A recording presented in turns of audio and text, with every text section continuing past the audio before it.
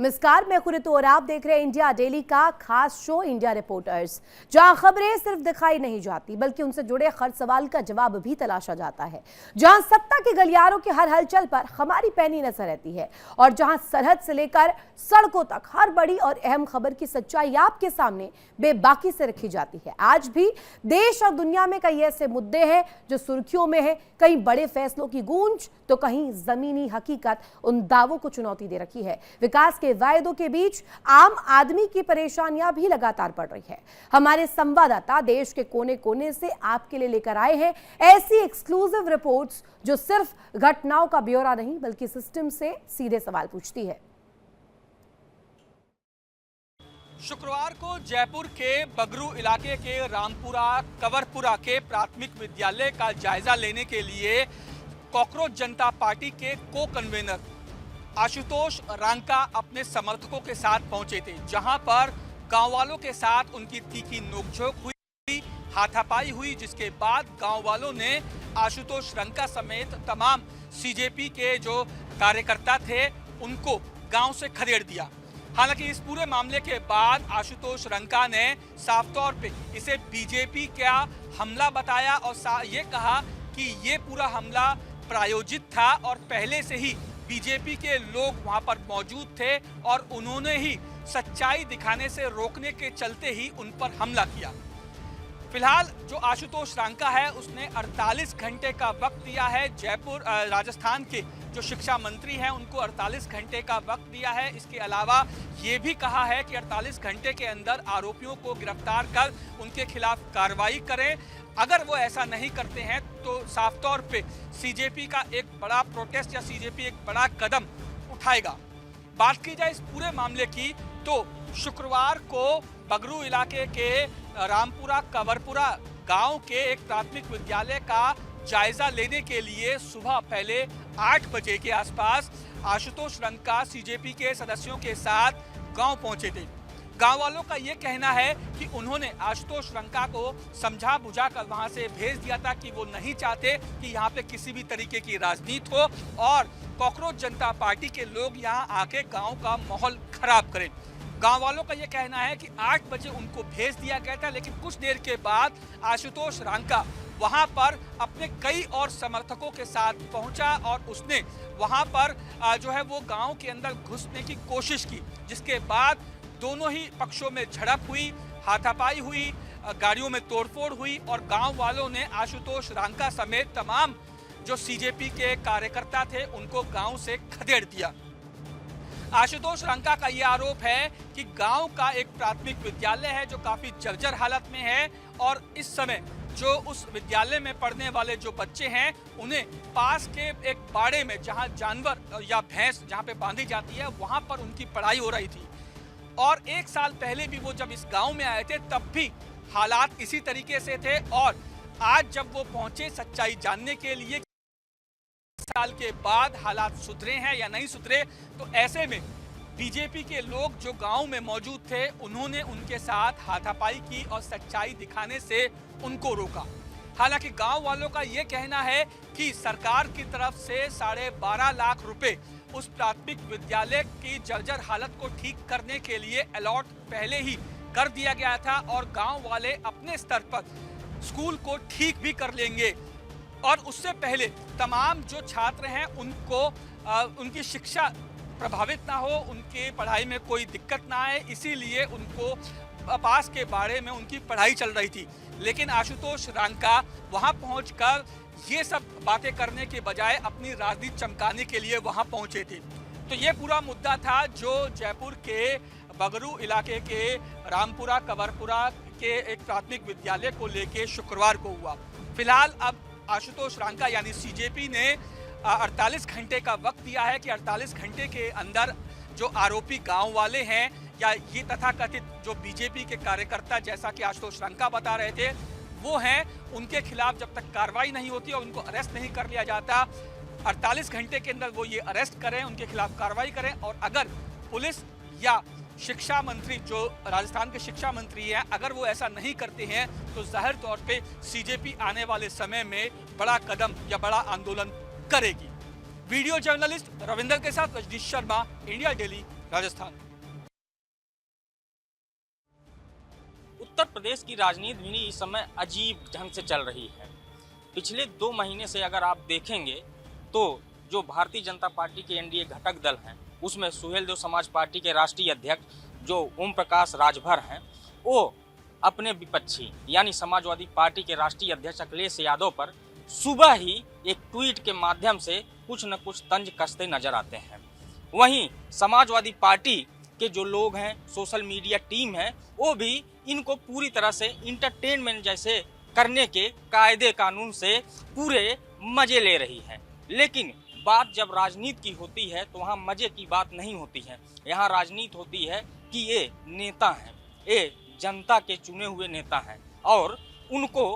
क्या करना चाहिए जनता के हित में, उस पे ध्यान देने की बजाय अगर ट्वीट और सोशल मीडिया पे एक दूसरे पे तंज कसते नजर आएंगे तो कहीं न कहीं ये राजनीति जो सिर्फ है अपने परिवार और अपने फायदे के लिए हो जाती है। लेकिन जब बात की जाए सुभाषपा के राष्ट्रीय अध्यक्ष और उत्तर प्रदेश सरकार में मंत्री ओपी राजभर की, तो सुबह ही एक ट्वीट अखिलेश यादव के नाम से कर देंगे जिसमें उनको बबुआ, भैया ऐसे शब्द से प्रयोग करते हैं। और जब बात वो सपा की आती है तो सपा उनके जो सुभाषपा के पुराने इतिहास हैं उसको गिनाने में जुड़ जाती है। बात तो सही है, कहीं न कहीं जब 2019 में यही भारतीय जनता पार्टी के साथ थे, लेकिन लोकसभा चुनाव के जब अंतिम फेज का चुनाव हुआ उसके बाद इनको मंत्रिमंडल से बर्खास्त कर दिया गया। फिर 2022 के जो विधानसभा के चुनाव हुए उसमें सुभाषपा और उनकी पूरी टीम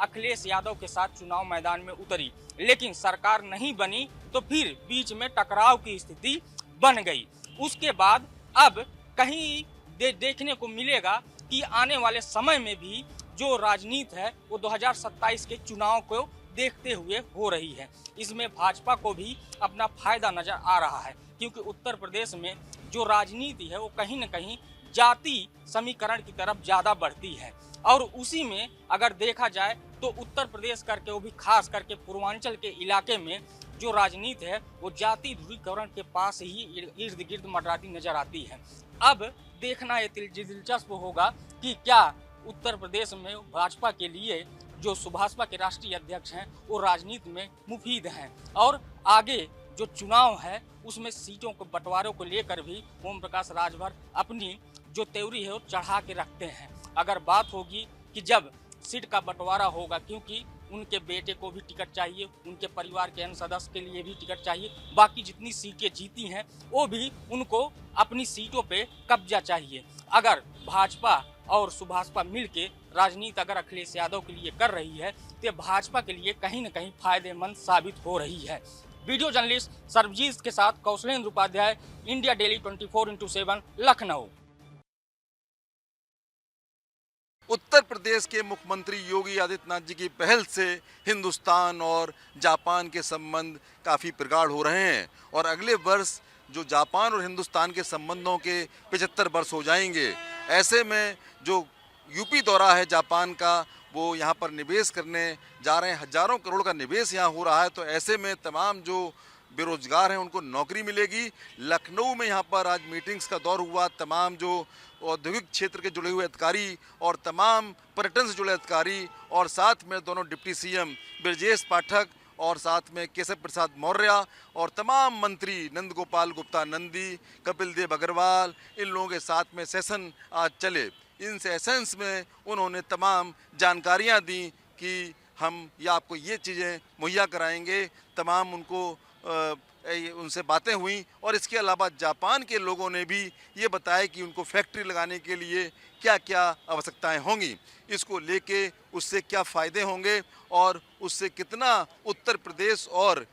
जापान के बीच में संबंध तो प्रगाढ़ होंगे, साथ में जो औद्योगिक क्षेत्र में कहीं ना कहीं वो बड़ी उपलब्धियां हासिल होंगी। ऐसे में प्रदेश के मुख्यमंत्री योगी आदित्यनाथ की पहल बहुत ही रंग ला रही है और साथ में अब ये लखनऊ के बाद बनारस जाएंगे तो जो बनारस के रंग हैं उससे रूबरू होंगे और साथ में जो सारनाथ की भी यात्रा करेंगे, जहां पर गौतम बुद्ध ने जो पहला उपदेश दिया था और यहाँ तक कि जो जापान के बच्चे आए हैं, छात्र आए हैं, आज वो योगी जी के पास गए और योगी जी ने उन्हें, जो यहाँ के हिंदुस्तानी बच्चे हैं जो तमाम विद्यालय में, उनको वहाँ लेकर गए और सांस्कृतिक आदान प्रदान हुआ। और ये ऐसा आदान प्रदान था जो एकदम दिव्य और भव्य था। और इस आदान प्रदान में जापानी बच्चों ने अपने वहाँ के बारे में बताया और यहाँ के बच्चों ने जब हिंदुस्तान के बारे में बताया तो योगी जी भी ये देख रहे थे कैसे दो संस्कृतियों का मिलन हो रहा है। तो ये बहुत ही